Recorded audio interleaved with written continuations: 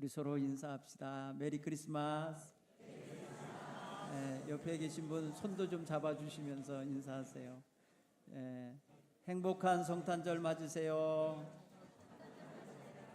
네, 여러분 모두 행복한 그런 성탄절이 되기를 간절히 축원합니다.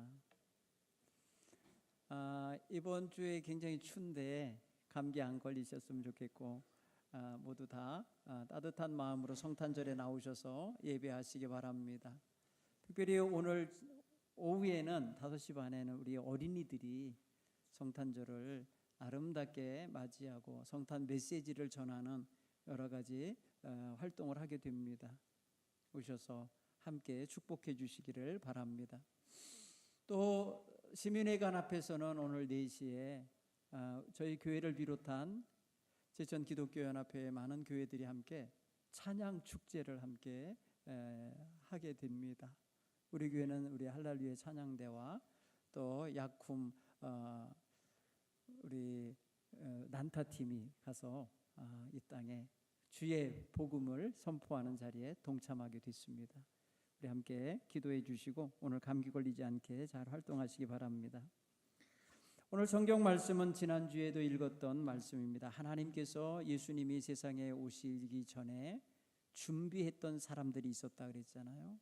그 준비된 사람 가운데 가장 하나님께 필요했던 사람, 모두가 다 필요하지만은 가장 필요한 사람, 아기 예수님이 탄생하여야 될 보금자리, 그 아기로서 세상에 오시어서 잉태되어 자라셔야 할 태가 필요하신 하나님, 그래서 준비한 사람 가운데 가장 소중한 사람, 오늘 마리아에 대해서 조금 더 생각해 보려고 이 본문을 다시 한번 읽었습니다. 오늘 성경을 보면 하나님이 보내신 천사 가브리엘이 마리아를 찾아왔다고 성경은 이야기하면서 26절에 시작했습니다. 가브리엘이라는 말은요, 가브리가 굉장히 강한 자를 의미합니다. 강한 자를 의미하고 하나님을 의미해요. 하나님의 강한 자, 하나님의 능력자, 하나님이 보낸 하나님의 능력의 천사를 의미합니다. 이 가브리엘이 그래서 아마도 계시록에 나오는 심센 천사, 아주 심센 천사가 커다란 별을 바다에 던지는 장면이 나오거든요. 거기 보면은 이 심센 천사가 아닐까 싶어요. 그런데 이 천사가 성경에 등장할 때 항상 어떠한 것이 있냐면은 신비롭고 놀라운 하늘의 소식을 가져다 줘요. 그러니까 오늘 그 하나님께로부터 정해진 소식을 가져온 전령과 같은 천사가 바로 오늘 가브리엘 천사예요. 오늘 이 성경을 통해서 13절의 이 말씀을 읽다 보면은 마리아가 하나님 앞에서 보이고 있는 그 모습이 여러 가지로 모습으로 나타나요. 첫째는 신비로운 초자연적인 존재인 천사가 자기 앞에 나타난 것에 충격을 받아요. 여러분, 천사가 아무 엔테나 가질 않았어요. 성경을 보면은 다 하나님이 선택한 사람, 하나님이 지명한 사람, 하나님께서 천사를 보낼 수밖에 없도록 하나님이 미리 예정한 사람들에게 하나님은 천사를 보내요. 그런 면에서 천사를 처음 대면하는 이 마리아는 놀라움을 금치 못합니다. 게다가 이 천사가 전해놓은 인사말이 너무나도 그에게 당혹함을 줍니다. 천사는 마리아에게 이렇게 말합니다. 무서워하지 말라 마리아야, 네가 하나님의 은혜를 입었느니라. 네가 하나님의 아들을 잉태하여 출산하게 될 거다. 그 이름을 예수라 하라 하는 이런 내용이에요. 인사말도 아주 범상치 않은 그런 인사말에다가 인사말 후에 전해주는 소식이 너무나도 큰 소식이에요. 여기서 이 마리아가 굉장히 당황하고 두려워하는 모습을 보이게 돼요. 그러기에 두려워하지 말라고 오늘 천사가 말하는 거죠. 이 천사는 이미 정하여져 있는 하나님의 뜻을 받아들여야 될 마리아에게 전달하는 역할을 합니다. 마리아는 처음 만나는 이 천사 앞에 어떻게 처신해야 될지, 어떤 모습을, 어떤 자세를 가져야 할지 굉장히 당혹해하며 두려워하는 것을 우리는 이해할 수가 있어요. 그것도 여러분, 결혼을 앞둔 여리디 여린 처녀가 지금 신령하기 그지없는 하늘의 존재인, 신적 존재인 천사를 맞대면하고 있는 게 굉장히 두려운 거예요. 다른 사람과 함께하는 것도 아니고 1대1로 지금 대하고 있는 이 상황은 상당히 마리아에게 두려움과 어려움을 느끼게 하는 거죠. 또한 성령을 통하여 하나님의 아들을 잉태하게 될 거라는 소식은 곧 자신에게 하나님의 임재하심이 있을 거라는 소식과 같은 것이기에 하나님의 영에 의하여 잉태하게 될 거라고 하는 소식이기에 이것 또한 그로서는 감당 못할 그런 커다랗게 느껴지는 중압감일 수 있어요. 아니, 경외감이에요. 하나님의 임재가 느껴지는 거예요. 여러분, 하나님의 은혜와 성령의 능력을 덧입혀진다 할 때 여기서 쓰여진 단어는 푸뉴마, 헬라어로는 푸뉴마지만은 히브리어는 루하예요. 이건 뭐냐면 하나님의 숨결, 하나님의 능력의 기운을 덧입게 된다라는 그런 의미가 있거든요. 아무에게나 이렇게 임하는 게 아닌 것도 우리는 알고 마리아도 알았을 겁니다. 그러기에 그는 지금 굉장한 경외감과 두려움에 사로잡히게 되는 거예요. 갑작스러운 일입니다. 누가 예고해 준 것도 아닙니다. 그가 짐작하고 있었던 것도 아닙니다. 하나님이 그 여인에게 찾아오셔서 암시하신 것도 아니었습니다. 갑자기 주어진 어마어마한 일이었던 거예요. 그러기에 마리아는 지금 하나님의 임재와 하나님의 개입하심에 두려움을 느끼고 있는 거예요. 여러분, 우리의 삶 속에 평상시에 하나님 나를 도와주세요, 나와 함께 해주세요 하다가도 하나님이 진짜 오셔갖고 이건 이렇게 하고 저렇게 하라고 갑자기 들어오면 여러분 두려울 거예요. 그렇지 않아요? 굉장히 당황할 거예요. 오늘 여러분, 마리아가 이게 그냥 우리가 쉽게 생각해서 그냥 천사랑 맞대면하고 편안하게 있는 거라고 생각하면 안 돼요. 굉장히 두려운 거예요. 그런데 이 천사가 전해주는 말은 너는 하나님의 은혜를 입었고 하나님이 너와 함께 한다는 거예요. 이건 여러분 선택하심과 특별한 부르심과 하나님의 특별한 계획이 그 여인에게 임하고 있다라는 그런 의미가 담겨 있잖아요. 여러분, 내가 잉태하여 아들을 낳을 것이다, 그 이름을 예수라 하라, 이거 여러분 생각해 보세요. 그냥 내가 좀 있으면 이제 결혼할 거니까 남편과의 관계 속에서 아들을 낳을 거구나, 그래서 그 아들을 예수라고 하는 거구나, 이렇게 생각할 수 있는 게 아닌 거예요. 이 여인이 당황하면서 말하자, 나는 남자를 알지 못하는 여자인데 어찌 이런 일이 있으리까라고 할 때 여기 남자를 알다라고 표현하는 건요, 이건 남녀 관계의 성적 관계를 의미하는 거예요. 부부 관계를 의미하는 거예요. 이런 것이 없는 내게 이 일이 어찌 된 일이니까 하면서 두려움을 말하는 게 당연하지요. 얼마나 이게 말합니다. 여인에게 입장에서는 그것도 순결하게 자기를 지켜야 가야 될 결혼을 앞둔 여인에게 있어서 이거 목숨을 흔드는 소리 아닙니까? 당시 유대 사회에 있어서 이 여인은요, 이거 그대로로 이루어지면 자기에게는 엄청난 사건이 벌어지는 거예요. 자기에게 엄청난 위험이 밀려오는 거예요. 뭐냐면은 남편이 아닌 어떤 사의 아이를 가졌다고 하는 비난이 올 수 있어요. 그러니까 간음한 여인으로 취급당할 수 있어요. 음란한 여인으로 비판받을 수 있어요. 더 심하게는 율법적인 규정에 의해 돌에 맞아 죽을 수도 있어요. 그러면 그 집안은 뭐가 되는 겁니까? 그 어머니, 아버지, 형제자매는 다 뭐가 되는 겁니까? 엄청난 데미지를 입어요. 그리고 결혼하기로 약속한 정혼자에게 이게 얼마나 예의 없는 일이 되고, 이게 얼마나 부당한 일이 되고, 그 사람에게 얼마나 불이익을 주는 일이 되겠어요. 보통 일이 아닌 거예요. 마리아에게 주어지는 이 천사의 말은요, 마리아의 운명을 좌우하는 소리인 거예요. 그의 삶 전체를 내놓으라고 하시는 말과 같은 거예요.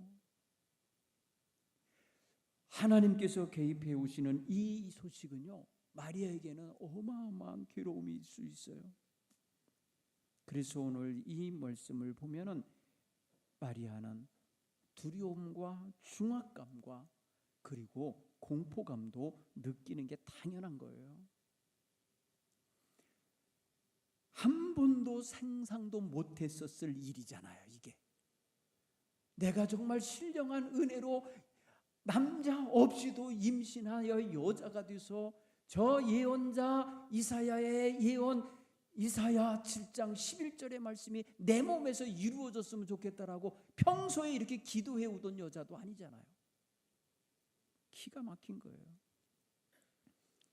이럴 때에 우리는 마리아의 심정을 조금 느껴보고 헤아려 볼 필요가 있다고 봐져요. 마리아는 지금 굉장히 두려움 속에서 어찌할 바 갈등이 일어날 겁니다. 여러분, 순간이지만 어떤 요구가 들어올 때 이걸 내가 거절할지 받아들일지 생각하면 마음에 순간적인 갈등이 생기게 돼 있어요.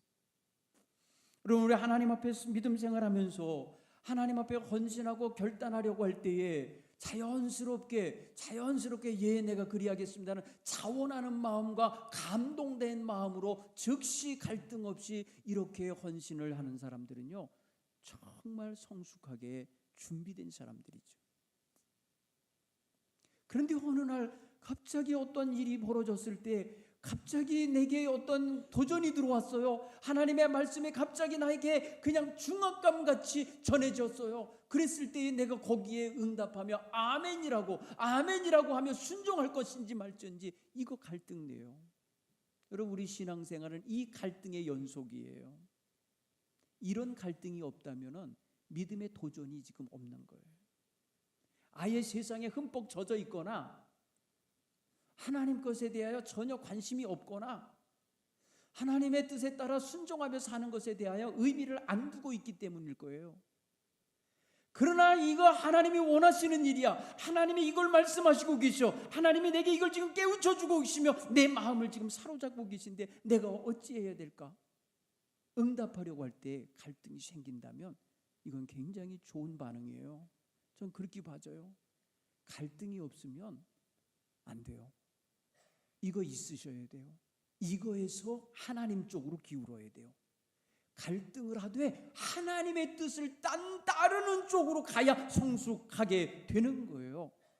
보통 갈등이 생기면 그 갈등하는 현장이 바로 뭐냐? 근심이 생기고 염려가 생기고 두려움이 생기고 계산이 생겨요. 그래서 자기에게 유리한 쪽으로 선택을 하려 할 여지가 많아요.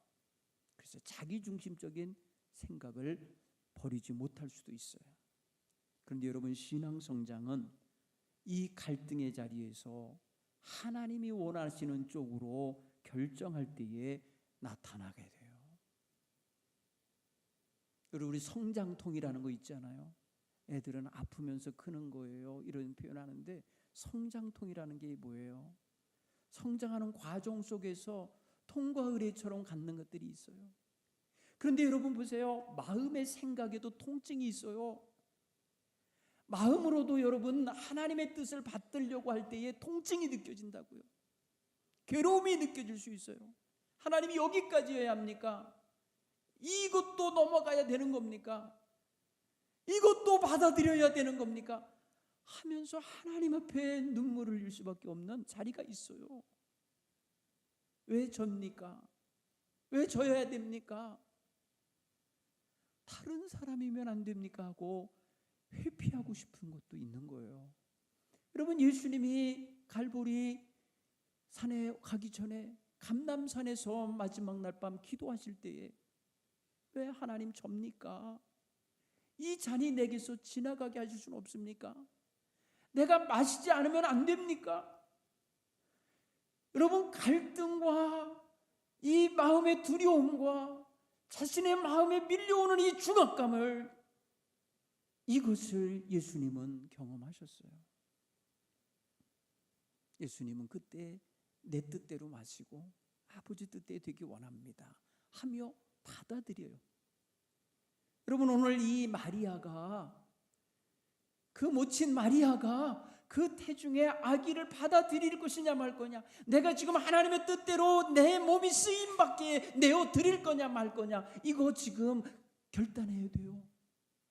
강력한 결단을 요구하고 있는 천사가 눈앞에 와서 서 있단 말이에요. 여러분, 이런 마음을 우리가 경험할 때에 하나님이 원하시는 일이면 내 생명도 하나님께 드리겠나이다 할 수 있는 이러한 준비된 마음이 이번 성탄절을 맞이하는 우리 마음이 되기 바랍니다. 성탄절은 이런 여인의 결단 속에서 이루어진 날이에요. 이 여인이 받아들이고 이 여인이 거기에 대하여 순종하는 마음 속에서 예수님의 탄생이 이루어지게 되는 거라고요. 이기적인 마음이나 자기중심적인 마음이나 자기에 대한 계획과 비전과 꿈을 움켜쥐는 마음에서는 이룰 수가 없는 거예요. 내 꿈 대신에 하나님의 꿈을 받아들여야 하고, 내 계획 대신에 하나님의 계획을 받아들여야만 이루어질 일인 거예요. 요셉과 마리아 이 정혼한 사이에서도, 이 정혼한 부부도 아마도 어떤 인생 계획이 있지 않겠어요? 그런데 갑자기 끼어들고 있는 하나님의 계획, 저들의 인생에 전혀 계획표에 없었던 것이 밀려 들어오고 있는 이 계획표, 이걸 내가 어떻게 내 스케줄 속에 집어넣고 내가 받아들일 결단이 필요하죠. 이거는 여인으로서는 목숨이 걸린 문제요, 생명의 문제입니다. 가정의 운명의 문제입니다. 모든 것이 걸려있는 문제예요. 그러기에 이 여인은 지금 달려가서 약혼자인 요셉과 의논할 수도 없어요. 하나님은 지금 여기서 결단하기 원하고 계신 거예요. 사랑하는 성도 여러분, 한번 이런 말을 한번 따라해 보세요. 하나님의 계획은 일방적이다. 여러분, 좀 폭력적인가요? 지금 하나님은 마리아랑 의논한 적 없어요. 요셉하고 의논한 적 없어요. 그 집안 부모들한테 의논하시는 게 없어요.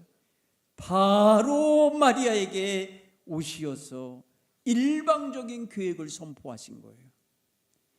하나님의 뜻은 이렇게 주권자로서 선포하시는 거예요.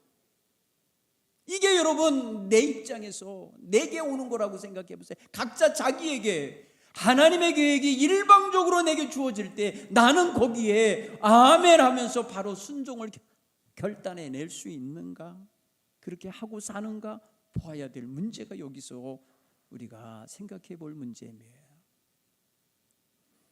우리는 오랜 스케줄 속에서 이루어져 가는 과정 속에서 이렇게 되면은 조금 내가 가다가 수정도 하고 가다가 어떻기도 하고 갈등도 하다가 이렇게 돌아오기도 하고 이럴 수 있겠는데, 마리아의 경우는 그게 아니에요. 지금 당장 잉태되어야 10달 후에 나오는 거예요, 애가. 그러니 여러분 생각해 보세요. 하나님의 뜻에 아주 강력하게 밀려지고 있는 이 마리아의 심정은 두려움도 있을 수밖에, 중압감이 있을 수밖에, 그리고 어떻게 해야 될지 갈등이 일어날 수밖에 없었을 거예요. 그때에 천사가 마리아의 심정을 헤아렸는지 이렇게 말합니다. 보라, 내 친족 엘리사벳도 늙어서 아들을 배웠느니라. 본래 임신하지 못한다고 알려진 이가 이미 6달이 되었나니 표현했어요. 여러분, 지금 마리아에게 지금 살짝 얘기해 주는 다른 가정에 임신한 이야기를 해줘요. 다른 가정이 바로 그의 친족 엘리사벳이라고 합니다. 여러분, 엘리사벳이 누구냐면요, 아론의 자손이라고 성경은 표현되어 있어요. 1장에 가서 읽어보시면 아론의 자손 가운데 태어난 여인이에요. 그런데 오늘 성경 보니까 내 친족이라고 그랬어요. 그럼 마리아도 어디 쪽이에요? 마리아도 이 아론 계열의 여인이라는 걸 느낄 수 있잖아요. 친족이라고 그랬잖아요. 내 친족 엘리사벳도 늙도록 아이를 갖지 못한 여인으로 알려졌는데 아이 가진 지 지금 6개월이 됐다. 그러면서 하시는 말씀이 하나님의 모든 말씀은 능치 못하심이 없느니라. 아멘. 어떻게 남자를 알지 못하는 내가 잉태할 수 있습니까? 라고 말할 때 성령의 능력이 너를 덧입혀질 때 그렇게 된다고 하신 거예요. 그리고 하나님의 말씀, 모든 말씀은 그 모든 말씀대로 다 이루어진다라고 확신을 주었습니다. 그럴 때 마리아는 이 하나님, 모든 것을 가능케 하시는 이 하나님에 대한 절대적인 믿음이 있고 그의 말씀에 대한 신뢰가 있고 그 말씀대로 이루어질 것을 믿는 믿음이 있기에 주의 여종이오니 말씀대로 내게 이루어지이다 하며 자기에게 받아들이는 거예요. 내게 이루어지이다 그러죠. 네? 하나님의 뜻이, 하나님의 말씀하신 것이 내 몸을 통하여서 이루어지이다 하며 받아들이고 있어요. 수태고지의 소식이 받아들이겠습니다 한 거예요. 마리아의. 여기에 마리아의 위대한 점이 있어요. 여기서 여러분 이렇게 할 때에는 마리아는 자기의 생명도, 자기의 인생 전반의 모든 것도, 자기의 가정도, 모든 자기가 지금 근심하게 되고 염려하고 두려워해야 될 모든 문제도 하나님께 다 맡긴 일이 되는 거예요. 이렇지 않고서는 하나님을 절대적으로 믿고 맡길 수 없으면 어떻게 이렇게 순종하겠습니까? 여기에 우리의 질문이 있는 거예요. 우리는 왜 이런 염려가 많나? 우리는 왜 하나님의 일이라고 하는데도 갈등을 하는가? 하나님이 요구하시고 원하신다는데도, 깨달았는데도, 아멘 했는데도 안 따르는 건 뭔가? 이렇게 우리 자신에게 질문할 수 있어야 돼요. 사랑하는 성도 여러분, 이번 성탄절에 우리는 마리아와 같은 이런 순종하는 마음, 자기를 내어드리는 헌신하는 마음을 품고 성탄절을 맞이하시기 바랍니다. 그 자리에 예수님이 임하시는 거예요. 그 마음속에 예수님 강생하시는 거예요. 거기에 예수님의 임재가 거기에 머무시는 거예요. 예수님은요, 하나님의 뜻에 자신을 내어드리며 오신 거예요. 사도 바울은 그래서 빌립보서 2장 5절로 8절에 예수님에 대하여 찬양을 할 때 내용을 보면은 그는 근본 하나님과 동체 본체이시나 취할 것으로 여기지 아니하시고 자기를 비우시고 낮추시고 사람의 모양 종의 형상으로 오셨다는 것. 거기서 뭐예요? 하나님께 순종한 거예요. 하나님 나라에서 순종하신 거예요. 이 땅에 어린아이로 오시는 통로, 그 길까지도 받아들이신 거예요. 예수님도 백마 타고 오실 수 있잖아요. 왜 천사 같은 모양으로 못 오시겠어요? 그렇지만 지금 하나님의 계획은 작고 작은 아기로서 세상에 가시는 일이야. 그대로 받아들이신 거죠. 그분이 들어가야 할 자리, 그분이 누우셔야 할 자리, 그분이 첫 발짝을 떼어야 할 자리가 바로 마리아의 몸이었던 거죠. 세상으로 첫 발을 놓아야 할 자리가 마리아를 밟고 오신 거예요. 마리아에게 발자국을 남기시며 오시는 거예요. 여기에 마리아가 순종하며 하나님의 계획을 나의 계획으로 받아들이고 하나님의 뜻을 내 몸 안에서 이루기를 원하나이다 하며 순종하는 거예요. 하나님의 역사는, 따라서 해볼까? 하나님의 역사는 순종하는 자를 통하여 이루어진다. 여러분, 순종하고 불순종하는 자를 통해서 하나님의 일이 이루어지는 게 아니에요. 하나님의 역사는 모두 다 순종하는 백성을 통해서 이루어지는 거예요. 자신의 몸과 마음과 물질과 생명까지도 주님의 뜻이라면 내어 드리는 이들을 통하여서 하나님은 지금까지 하나님의 역사를 이 땅에 기록하며 가고 계신 것입니다. 성탄절에 우리 모두의 마음속에 하나님께 아멘하는 믿음을 가지시기 바랍니다. 하나님께 순종하며 살겠다는 결단이 있기 바랍니다. 마리아와 같이 하나님께 나를 내어드리는 겸손한 순종, 참된 순종이 그 속에 있기를 간절히 축원합니다. 하나님의 뜻을 이루는데 하나님 나를 그릇으로 써 주옵소서. 나를 주님의 그릇 되게 하옵소서. 여러분, 올 한 해 우리는 하나님이 귀히 쓰는 그릇 되자고 표를 정하여 달려왔습니다. 오늘 여기입니다.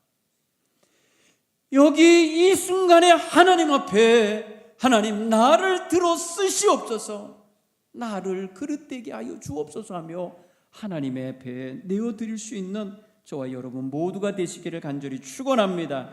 기도하겠습니다.